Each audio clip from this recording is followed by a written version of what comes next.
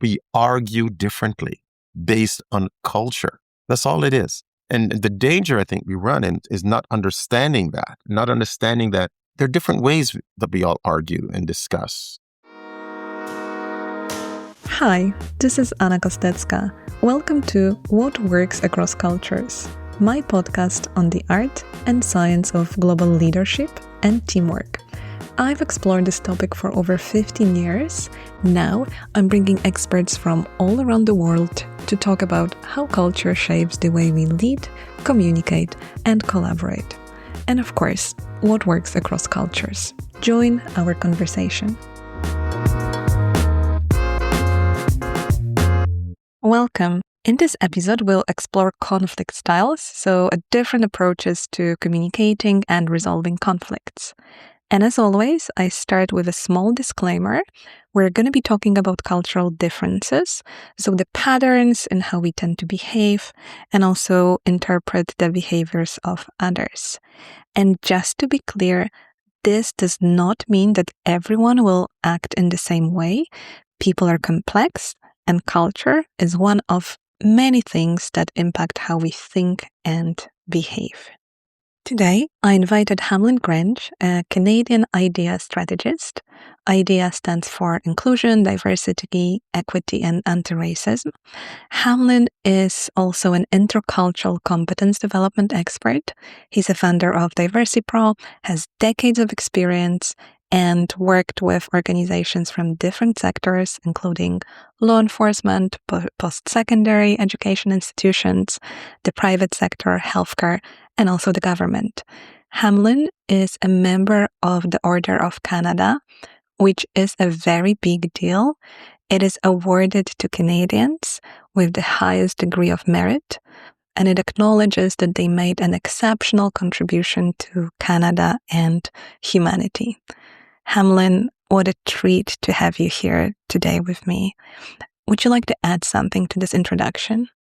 It is really a pleasure to talk about this, and I'm so honored really that you've asked me to talk about a really important question, because if you look at the world today, there's so much conflict, geopolitical situation. I think it's a perfect time to be talking about this.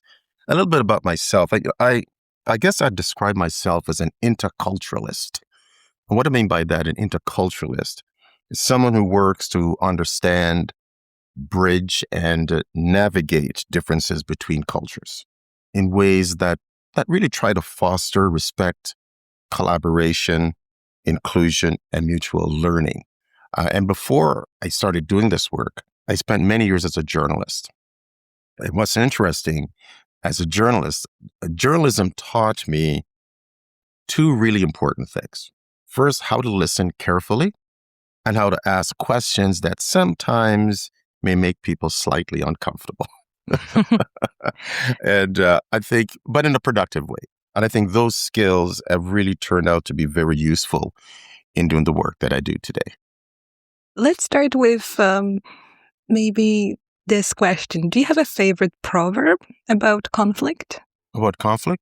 Mm-hmm. Well, the one that really speaks to conflict for me is a Nigerian proverb.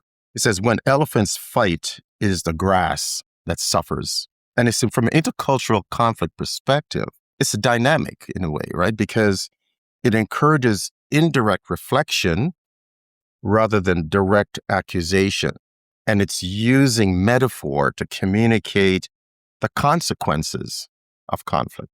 And consequences also for the community, right? Or others. For the community, the grass, yeah. And if you think about what's happening in the world today, oh my goodness, elephants are fighting. And think about the grass. I think of what's happening in Gaza. Think what's happening in Sudan. Think of what's happening in the United States. When elephants fight, it is the grass that suffers. And I think it's such an appropriate proverb, because proverbs in so many ways, right? There are these pockets of culture, compact, portable containers of a society's core values and beliefs, and accumulated knowledge that's passed down from generation to generation to generation. So proverbs, I think, are very powerful.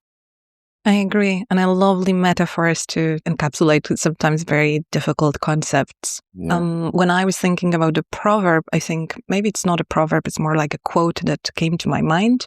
And that was, never waste a good crisis.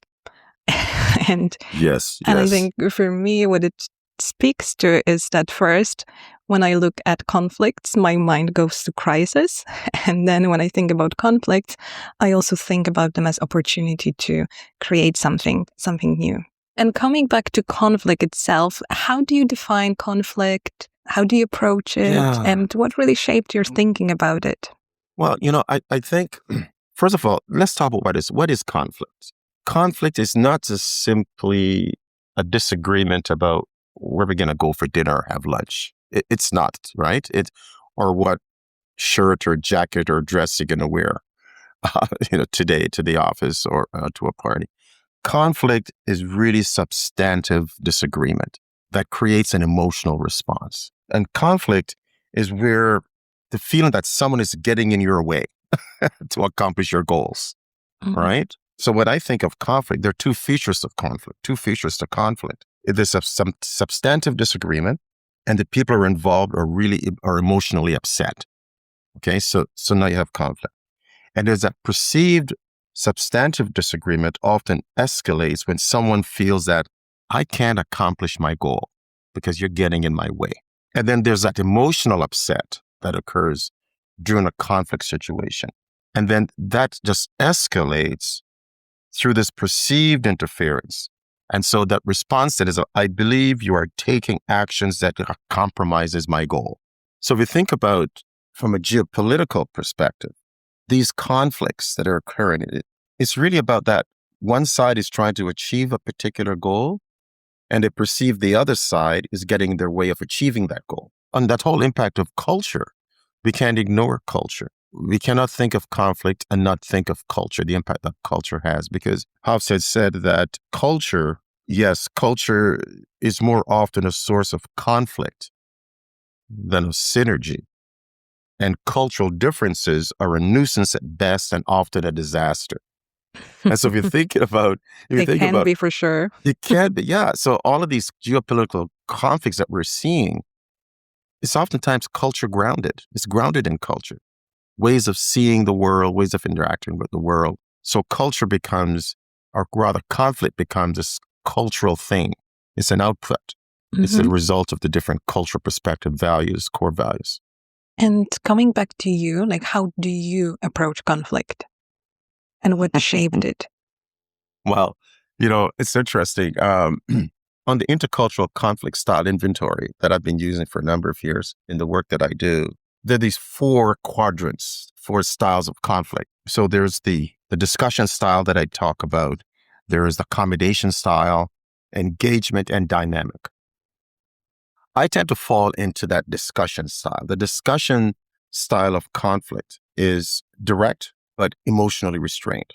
But I wasn't always that way. There was a time there where I was in that gray area of more direct, emotionally expressive.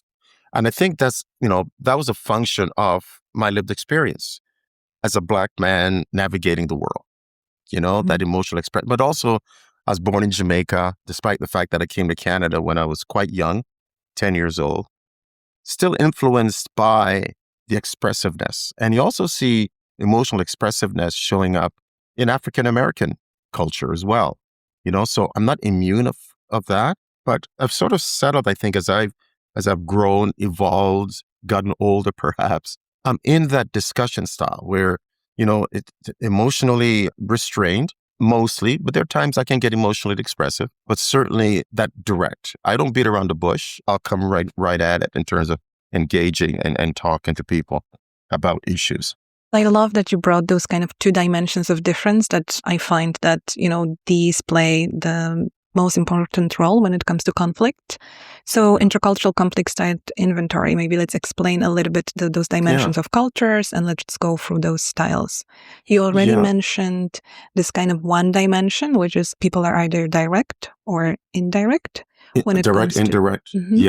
When it comes to discussing conflict. And the second one is either they are emotionally restrained or emotionally expressive. So could you Yes. tell us a little bit more about those different ways of approaching conflicts? Yeah. Well, let's start with the discussion style for a minute. A discussion style, verbally direct, emotionally restrained, right? That means that you prefer face-to-face kind of encounter. You want to see face-to-face, say what you mean, right? Mm-hmm. Do what you say what you mean. That style really values precision in language, to be very clear, right? The engagement style is also verbally direct, but it's more emotionally expressive. And so that style also prefers face-to-face. However, they really value giving themselves and the other person space to be as expressive as possible. So you may see a lot of hand movements, leaning in, maybe even the tone will change. They're not shouting, it's just how they express themselves, that engagement style. I'll make a little comment here because Polish Yeah. culture in general as a pattern is going to be kind of a more of this engagement style. So we're direct, but we show more emotions.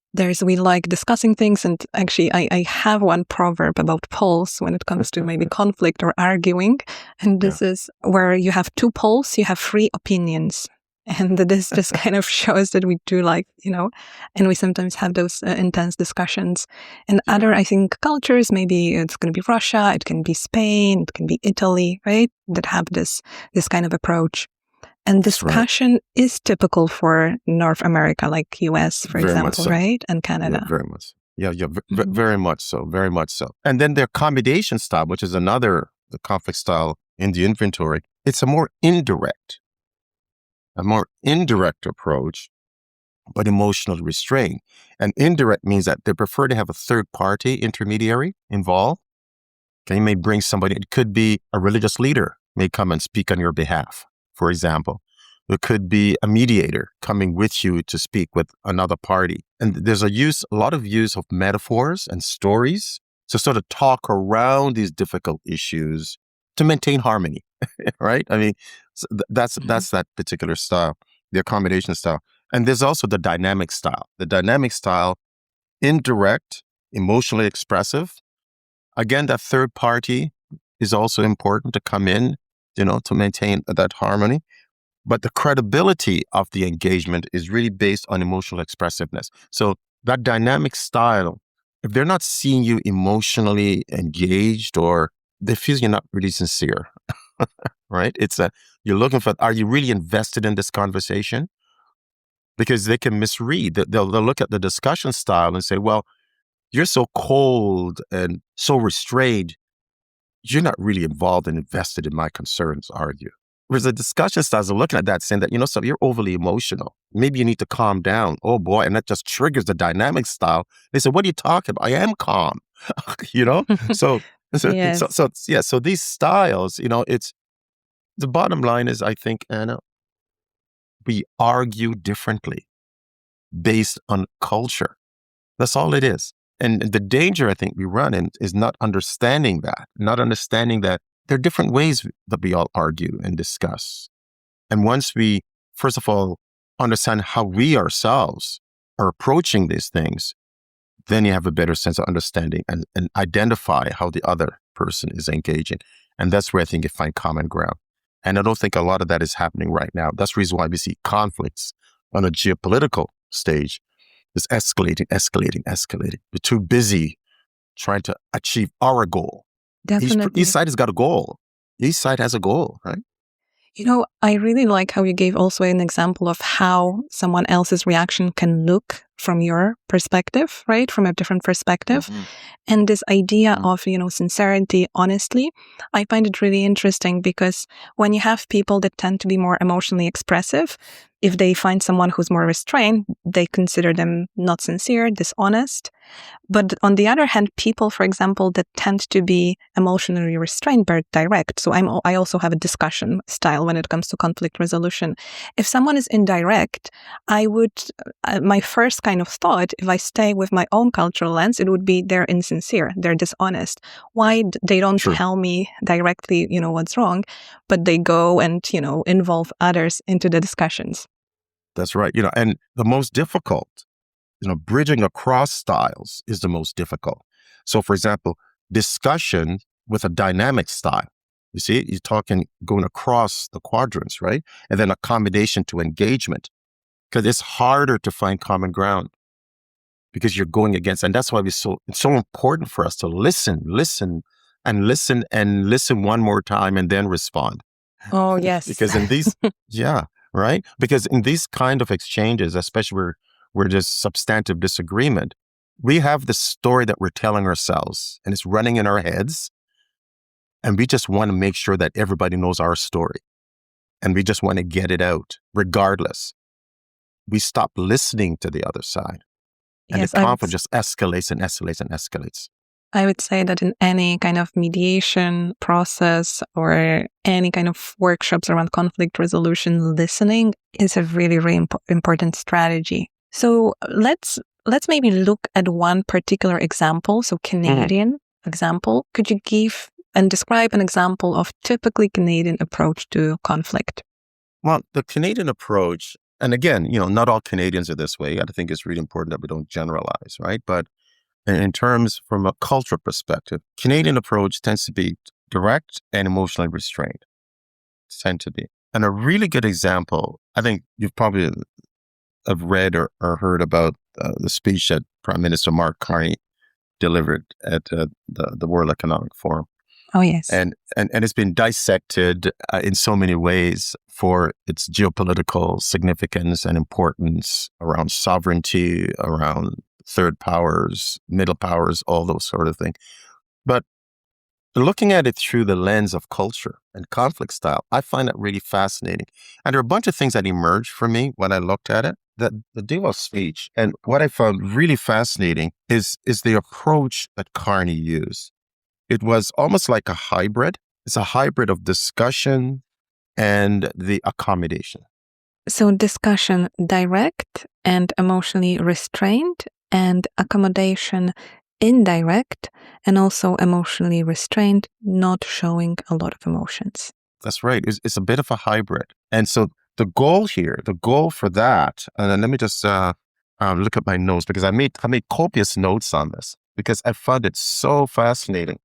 This was really a great speech. And for the listeners, I will add some resources in the description of the podcast. So you'll find a link to the speech and also description of those dimensions that we discuss. Yeah. In fact, I think a high school teacher actually had her students watch that speech and use it as a learning tool. So I think years to come, that speech will be unpacked and diagnosed and even used as a lesson for a whole bunch of things. But his speech is notable, I think, because it deliberately resists these two styles most likely to escalate geopolitical conflicts, right? Engagement and dynamic. It deliberately avoids that dynamic, right? Remember I talked about that dynamic? It's really sort of in your face, expressive, that sort of thing, right? And instead, he kind of models this, it's a collaborated Canadian approach, right? That sort of blends a discussion style at a level of diagnosis and principle, really. He talks about principles, really he's talking about principles and values, and this accommodation tendencies at a level of coalition building and coming together. He talks about collaboration quite a lot in that, right? He repeatedly names reality explicitly as you listen to the speech, right? And he says things like, let me be direct, he says, right? We are in the midst of a rupture, not a transition. This is classic discussion behavior, right? It names it explicitly. It identifies the problem. There's that the rupture leads to incentives, to consequences and options, right? So he's laying this thing out. Very low emotional volatility here. He never shouted in that speech. Never shouted. Mm-hmm. Okay. And this emphasis on credibility and consistency. And I think that's what resonated with that audience so much, right? He didn't name names. Think about that. He never named the elephant that was metaphorically in the room. He never named Donald Trump. But everybody knew what he was talking about in many ways, right?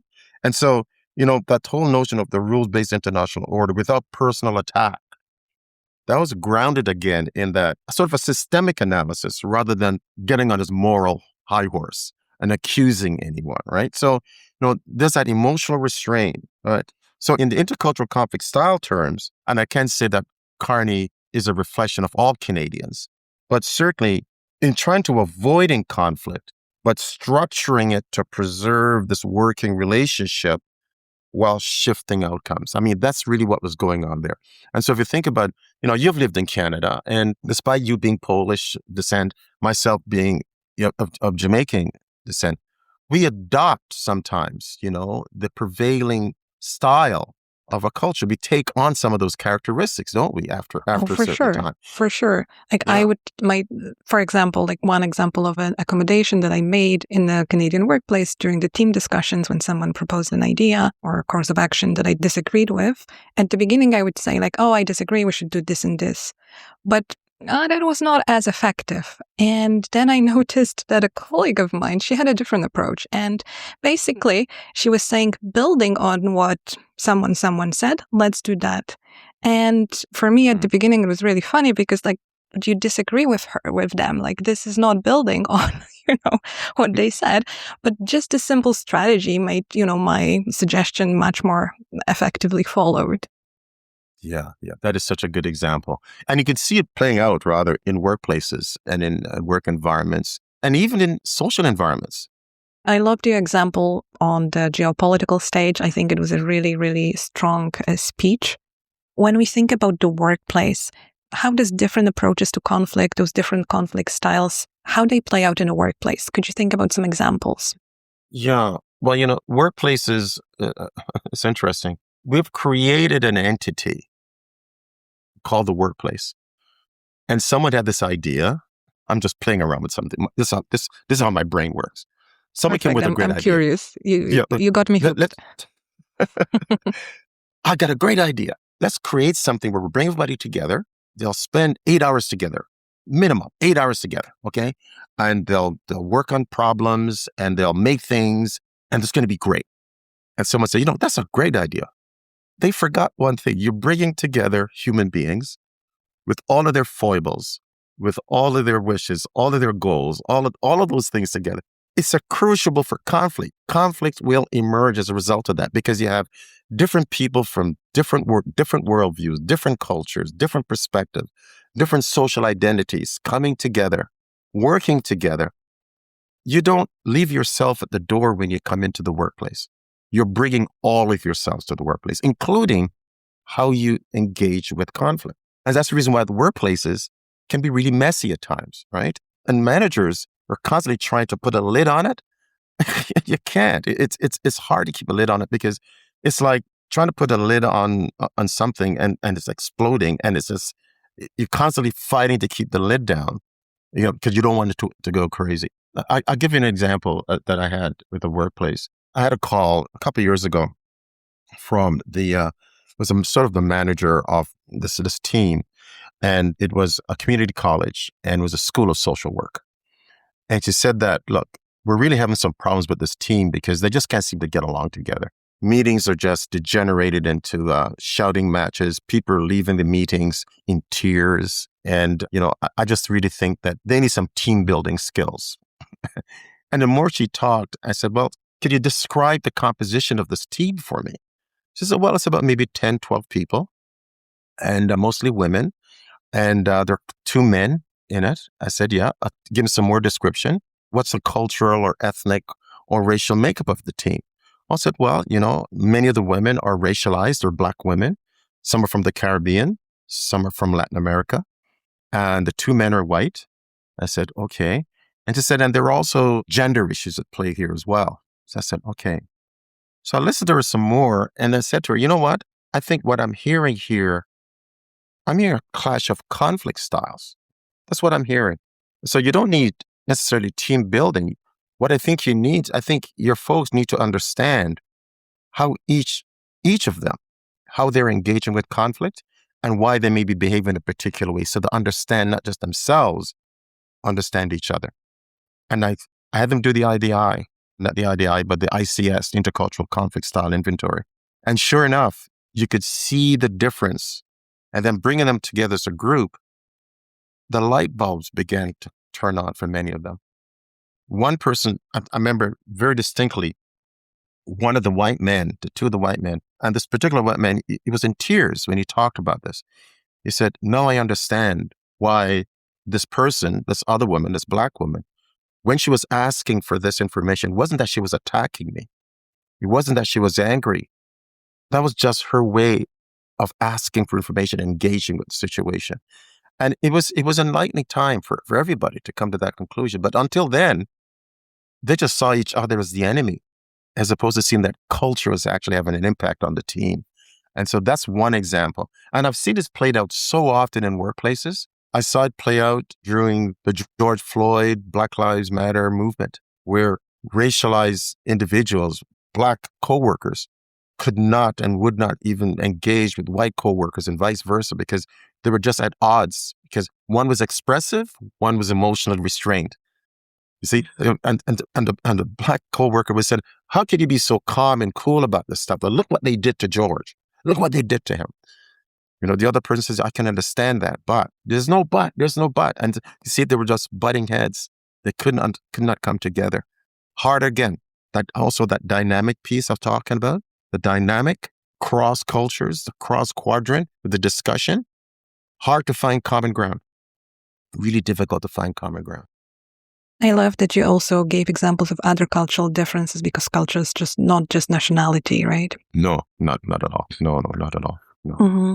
And so I remember this example from a workplace when actually I completely fail in interpreting the situation correctly.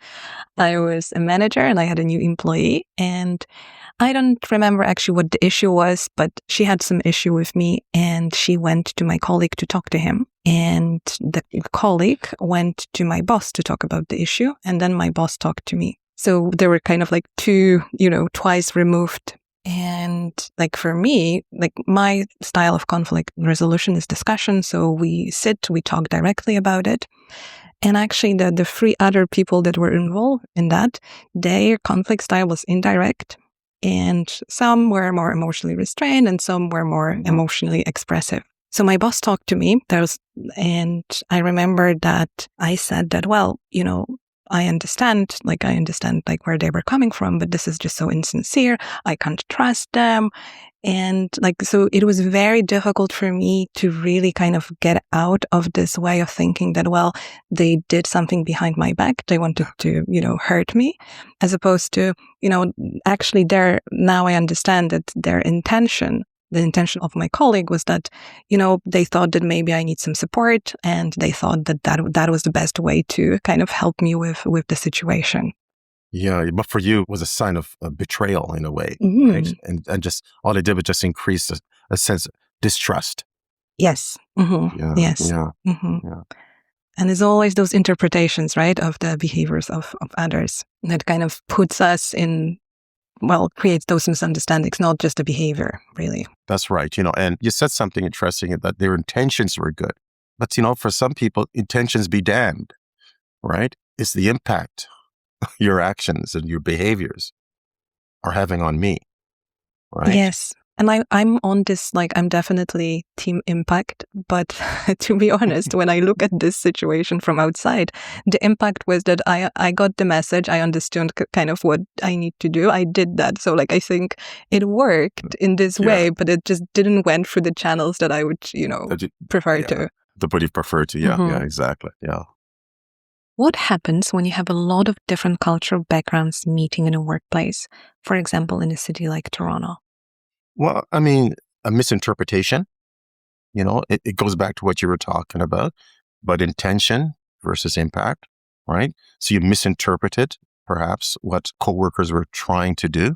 And, Toronto, one of the most multicultural cities in the world, over half the population born outside Canada. In one meeting, you may have a German-style direct communicator, a Canadian consensus builder. You may have a more sort of a hierarchical communicator from Asia.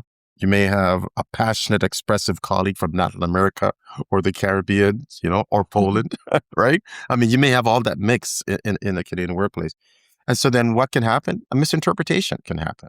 I've had a situation where a colleague went directly to my boss. I mean, just exactly the same example that you had. And it's like, why would they do that? Why didn't they just come and talk to me? That kind of thing, right? So, there's that sense of escalation then becomes a reality.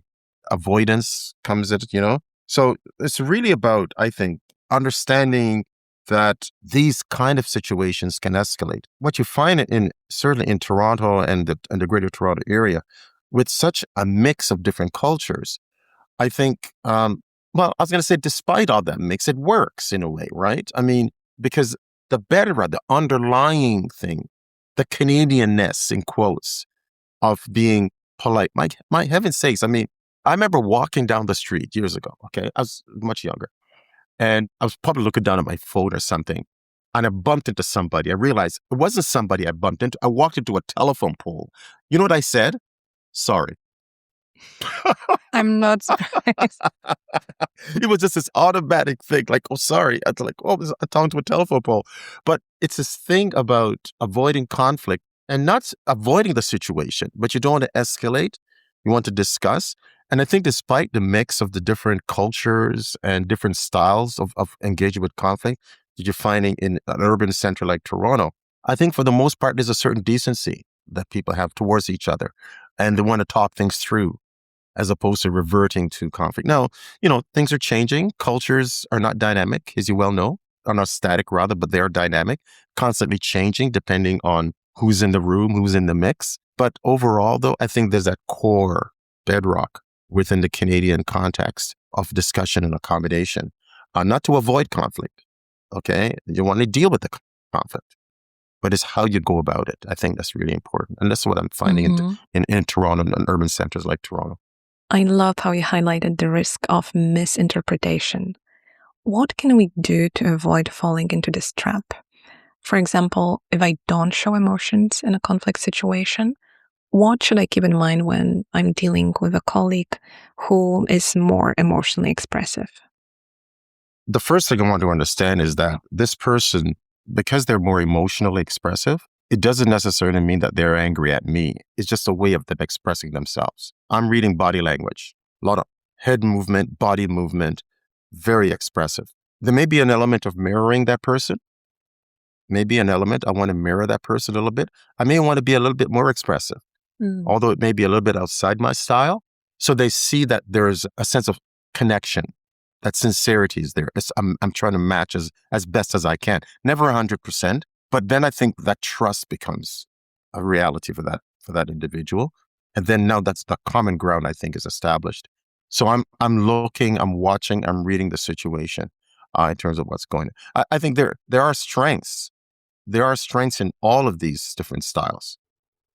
Total strengths. And I think we need to understand what those strengths are. But I think it's understanding myself, but understanding others as well. I'm watching and reading and interpreting. Yeah.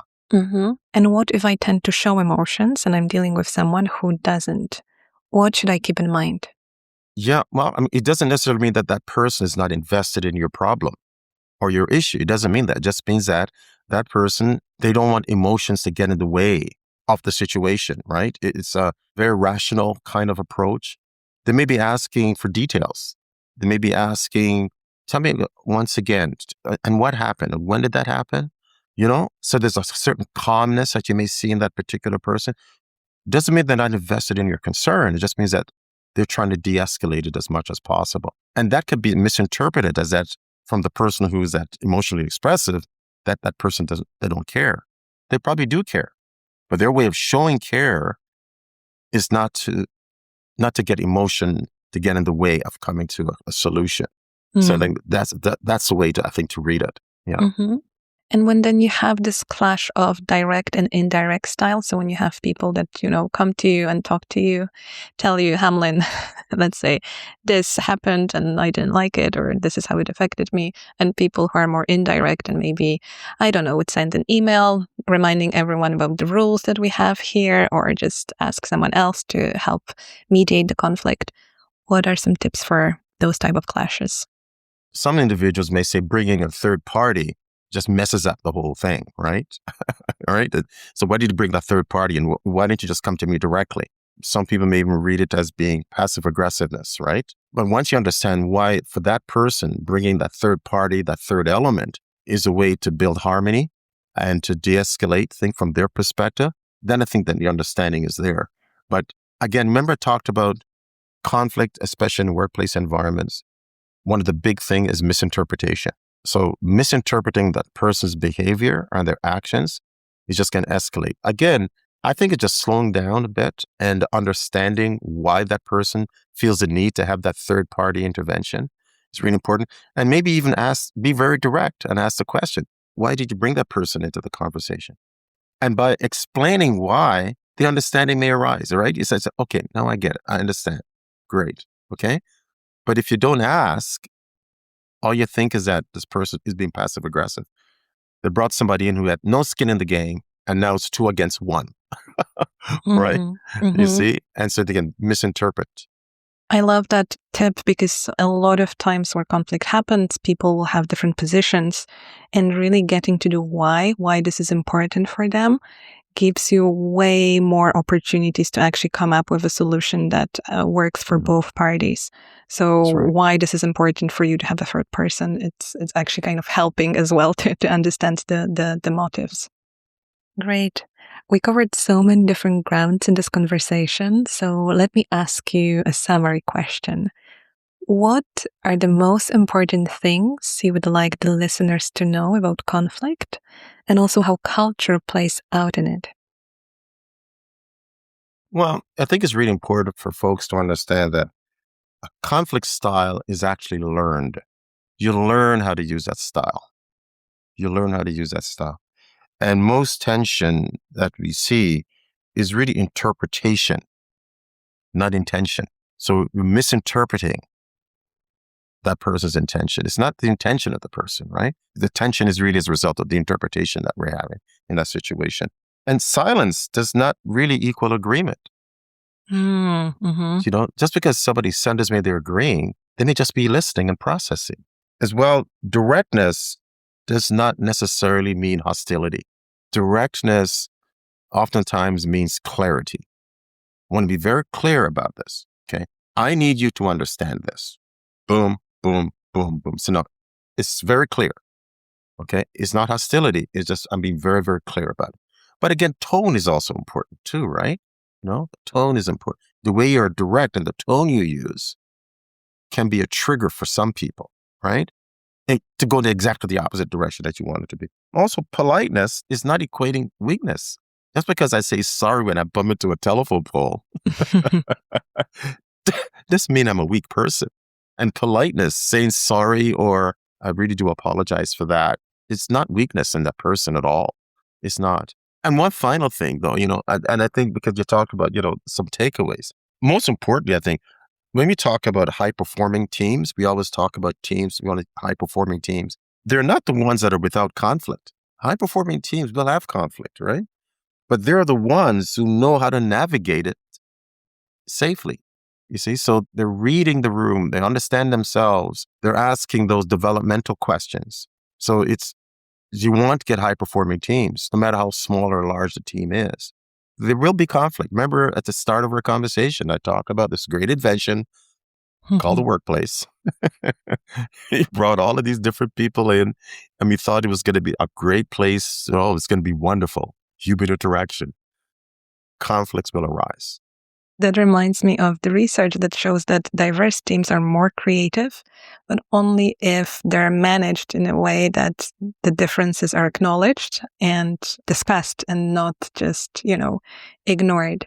And so suppressed. Yeah, exactly. Right? Very similar kind of a situation. And Hamlin, I like asking this question towards the end because I'm always curious about it. What was for you the most valuable part of this conversation with me? Well, for me, you had me thinking about myself in a way, in terms of how I've engaged with conflict and the conflict style that I have and how I have evolved and progressed over time. That's a valuable thing for me because we oftentimes don't have these conversations with each other, do we? You don't sit down with somebody over a cup of coffee or a cup of tea and say, tell me, what's your style of dealing with conflict? When was the last time someone actually did that? But wouldn't that be an interesting conversation over a cup of coffee with somebody? Or, just to say, look, here's how I deal with it. And you go first. You go first. I would go first. I say, here's my style. What's your style?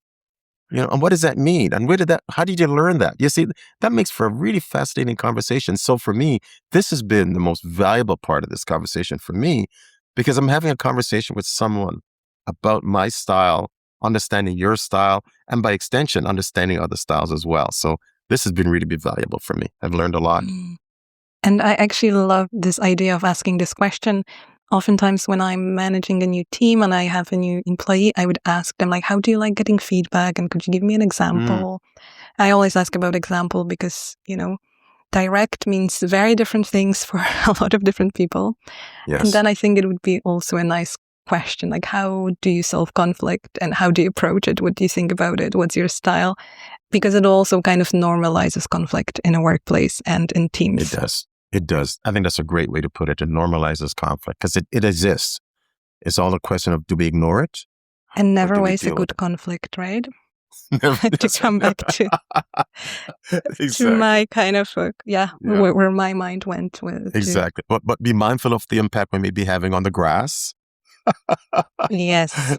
Right? What was the proverb? Where elephants fight, when elephants fight, the grass suffers. Yeah. The grass suffers. Okay. So let's remember that when we think about conflict in the teams. Right. Hamlin, I think we're coming to the end of the conversation. So I really wanted to say thank you for sitting with me, thinking about examples and sharing all of those great insights with the listeners. Thank you so much. Thank you. Thank you for inviting me to this conversation. I've really enjoyed it. I hope it's been useful. Thank you. Thank you so much for listening. If you enjoyed the show, subscribe or share it with your network, and join me for the next episode that will come out in a month.